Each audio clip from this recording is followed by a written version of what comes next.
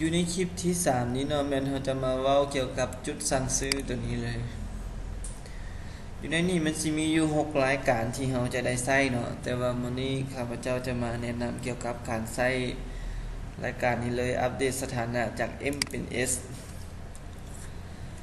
เมื่อท่านต้องการอัปเดตสถานะจาก M เป็น S เนาะท่านจะได้รับสิทธิผลประโยชน์ของการตื้อมูลค่าโทรทุกครั้งเพิ่มจาก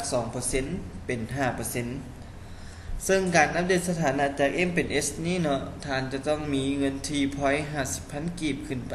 ในการอัปเดตส่วนวิธีการอัปเดตก็บ่ได้ยากเนาะมีแต่เฮามากดสอบอยู่นี่เลยกดอยู่ในบล็อกนี้เลย3บล็อกนี้เนาะกดสอบแล้วมันก็จะขึ้นชื่อเนาะขึ้นชื่อเจ้าของรหัสหลังจากนั้นเราก็มากดสอบรหัสกดสอบสถานะเนาะ